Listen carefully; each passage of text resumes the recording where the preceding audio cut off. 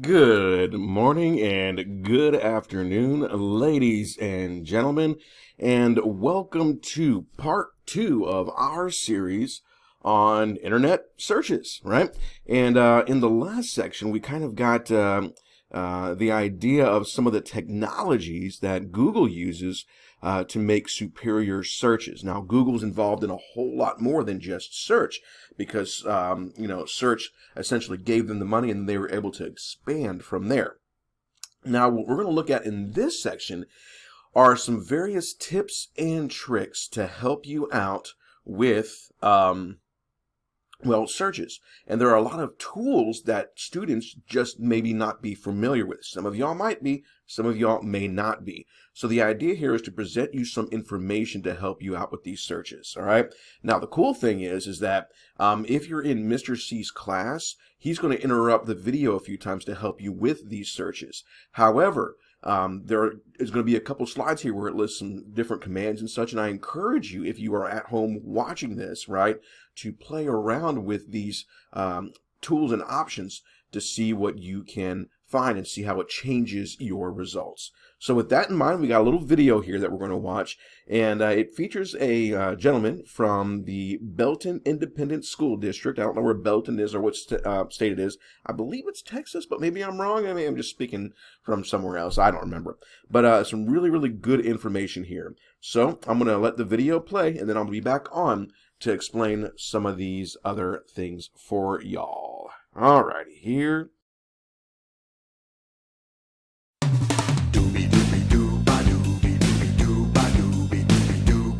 All right, you have now entered the training zone to become a Google master. So everybody knows how to use Google. Well, kind of. Everybody just starts typing in, how to, do a math problem with exponents, something like that. And it gives you all kinds of cool stuff. Okay, but there are all these little tools that Google has kind of hidden that you got to kind of know about that we're going to talk about today. So the first one that we're going to talk about is called the phrase search. So if I type in, I remember I had this article that I was reading the other day about 11 battery tips for the iPad. So I'm going to type in 11 battery tips. And I see this first result, and I'm like, well, that's not the one I wanted. So I want to make sure it wants to search for it exactly as I put it in. So I'm going to put 11 battery tips, and I'm going to put these quotation marks around it. Okay? So putting these quotation marks around it forces Google to say, I want you to search for this exactly in this order. So I'm going to search for that, and then I get my 11 battery tips for your iPhone. Okay? And this can be used a lot of ways. If you're ever searching for something, you're just like, that's not what I'm looking for. If it's a bunch of words, you'll want to put quotation marks around the words that you want it to go in an exact same order. Okay. Number two is called a site search. Okay. So say that I'm looking for something specific at South Belton Middle School. So let's say I'm going to type in the word site, and I put the colon, the two dots, site, colon. And I want it to search at the BISD page. So I'm going to type www.bisd.net. And then I want to search South Belton, because I know it's probably in there. And maybe I'm looking for the theater arts department. Okay? And so I'm going to hit enter. And it searched right in the BISD. You can see it right there, BISD, and found South Belton Theater Arts. And so that'll take me straight to the Theater Arts page. So site is very, very cool. So let's go over that again.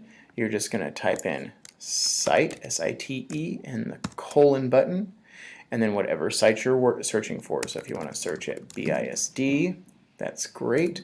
If you're searching something else, if you're on CNN, or if you're looking at something like New York Times, whatever, you can just type that in for site, and it'll search only that site for what you're looking for. Very handy if you know that it's something that on that site, but you don't know where to find it. Next one is file type. So say that I'm looking for the periodic table of elements. Periodic table of elements. Okay, I get all these really cool websites about the periodic table of elements. But I want a PDF for my iPad. So I'm going to come over here and I'm going to add in the word file type colon. Okay, so I'm going to search file type, FILETYPE colon, and then there's periodic table elements. And I hit enter.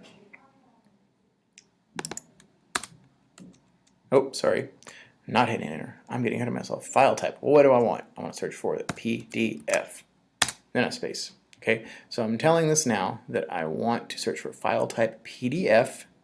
Okay, so I'm looking for PDF, and this is telling me what I'm looking for within that PDF. So hit enter, and then every one of these is a periodic table of elements in PDF form. You can just go in there and hit open in Adobe Reader, or you can save it by holding on it. Very cool, very, very cool feature right there. All right, next one is ignoring a search. So say I want to search for great poets. Okay, well, I get a bunch of great poet ones, both probably wonderful poets, but I've read some poetry and I just really don't like the work of Dylan Thomas. So I don't want to see anything with Dylan Thomas in it. So I'm going to say great poets, great. And then I'm hitting minus, and I'm going to type in Dylan Thomas. Now, because this space is right here in between it, it's actually going to say great poets, and it's going to say you don't want to hear about Dylan, but you want to hear about Thomas. So what should I really do? I heard somebody. Not really, because I can't hear. Okay, so I have to put these in parentheses because I want to tell it that I want to minus out the whole thing for Dylan Thomas. Okay, so I want great poets and nothing with Dylan Thomas in it. Okay, so we got to use those parentheses from earlier. Hit that, and then I get a whole another set of results that doesn't have Dylan Thomas in it. Okay, really neat feature as well. Okay, oops, don't want to do that. All right. Then the next one is called a date range. So if you want to search between specific dates, you can do that. So if I just typed in, like, I want to know about some battles. Let's type in battles, and I get all kinds of stuff. Battles, band, Wikipedia, free music, Facebook pages. That's not really helping me. Okay, but say I want to hear about battles from a certain time period. So I can hit 1700, and then you hit period, the period twice, 2 periods. And then I'm going to say to 1800. And it'll search for any time that sees battles on the internet with the dates 1700 to 1800. So I hit enter, and I get all these: 1757, 1759, 1798, 1777. And you can change these dates around any way you want to. Anytime you're searching for a date range of something, just type in the 2 dots there in the middle, 2 periods. All right, next one. You can still do a date range without putting something on the end. So say that I want to search for something about economic inflation. And I get all these results here. Okay? Say I want inflation from a specific date. So I can go, let's see, 1920. And then I'm going to hit 2 dots. And then I'm going to go ahead and hit enter. And so then I get all these that search for 1920 and later. So it's excluding everything that happened, that all these articles, any articles that refer to it before 1920.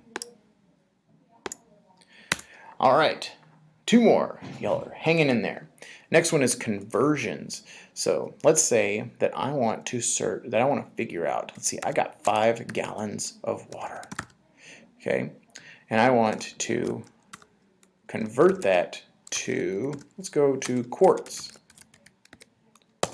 And hit enter, and it'll actually give you a converter right here. You can change it. You can do different things like temperature and length and mass and fuel consumption. And we got gallons, we can change that. We got quarts, you can change that. Or you can just get the answer. I said 5 gallons to quarts, and I got that. 5 gallons equals 20 quarts. Pretty cool.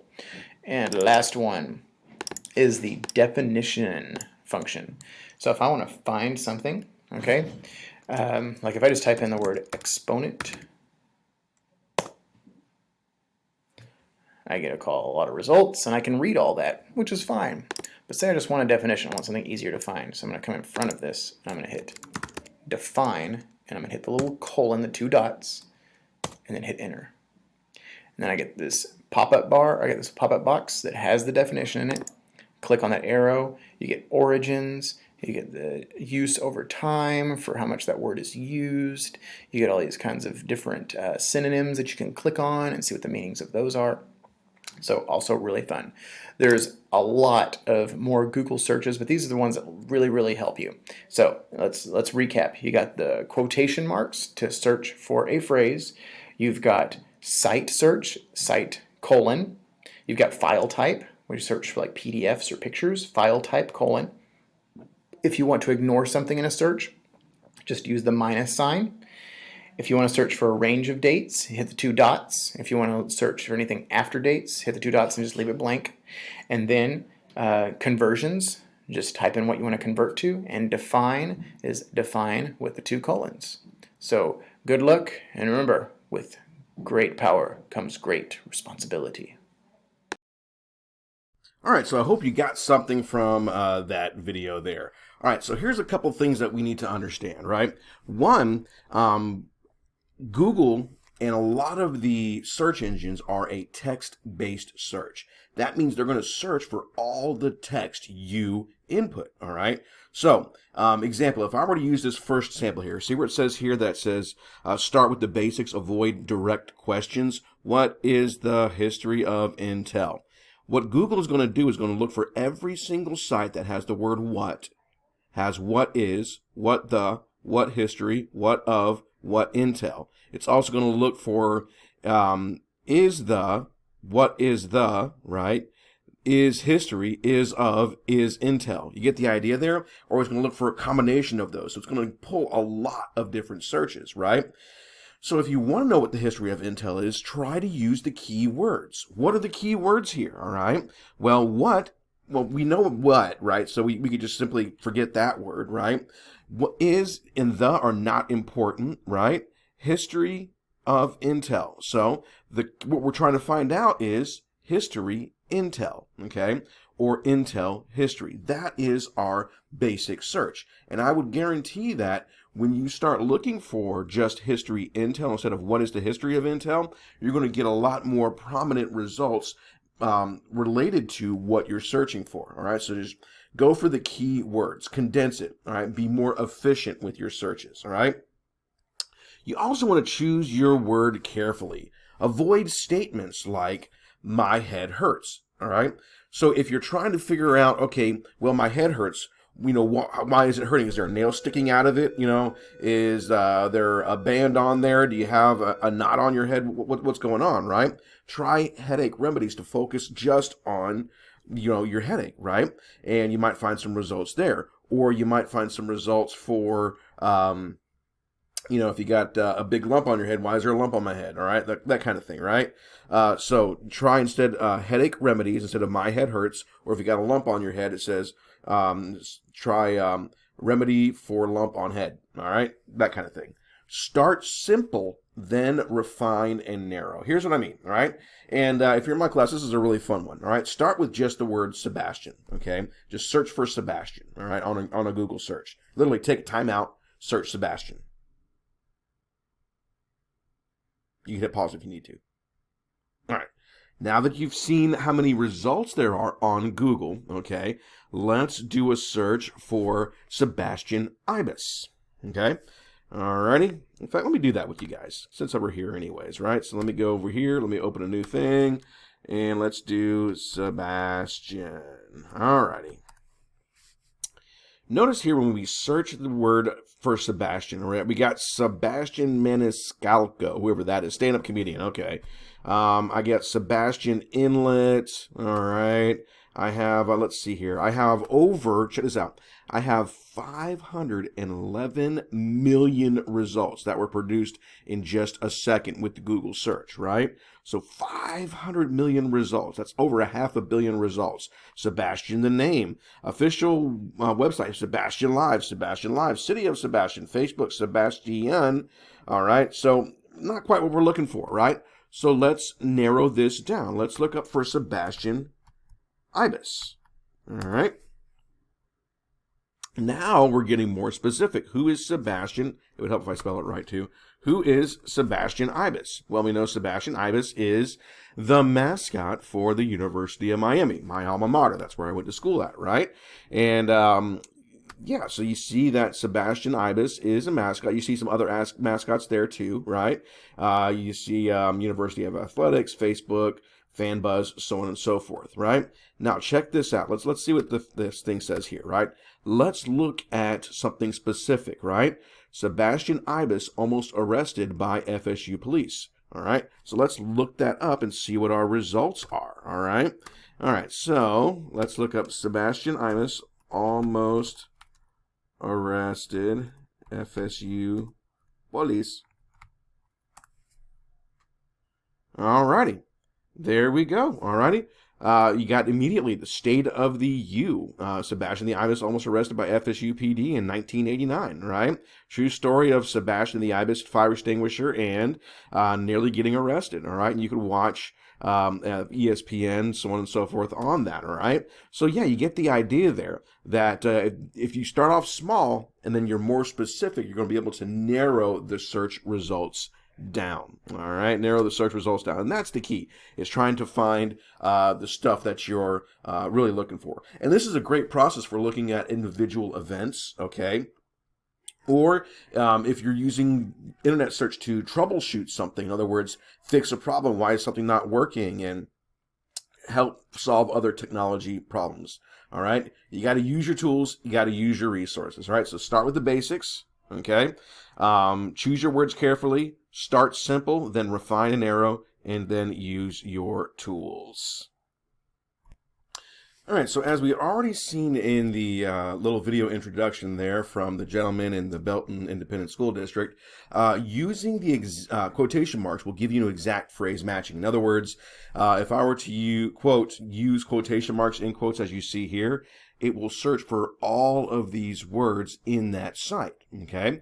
Additionally, you could use the cite colon tool to specify a specific website in your search. So if I was looking for recipes, right, and I only wanted recipes from, say, foodnetwork.com, I could just type in cite colon foodnetwork.com, and that would be all my results. Now, if I left out the colon, Food Network would show up as my first results, but then other things would start trickling in as well, okay?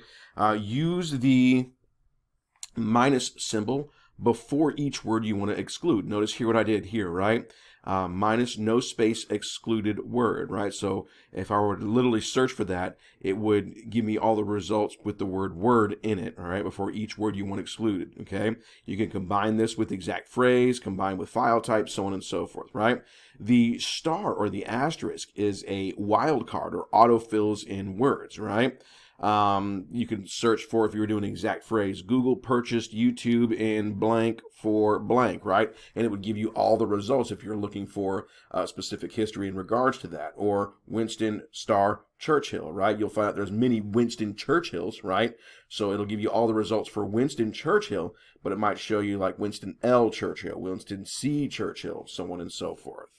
Alrighty, you could also use the date range as explained there. Now each of these are number symbols, so if I were to type in and I wanted to find in everything that happened from 1900 to 1970 in the United States, right? I could type in simply 1900.1970, and that would give me the date range along my search, right? You learned about the define tool, okay? You could also use the little umlaut, right, which is just under the escape key, okay? And so do shift umlaut, all right? And that will give you a broad topic search. And then, of course, the wildcard. And then there's a difference between or and in a search, right? Remember, and is the conjunction. It requires two things to happen. Or means it's either this or that. It could be both, but it might be this or that. All right. All right. I hope you got something from that because that gets us to the end here. And we got one more video after this. It'll be a little bit shorter, and that'll wrap up our unit on internet searches.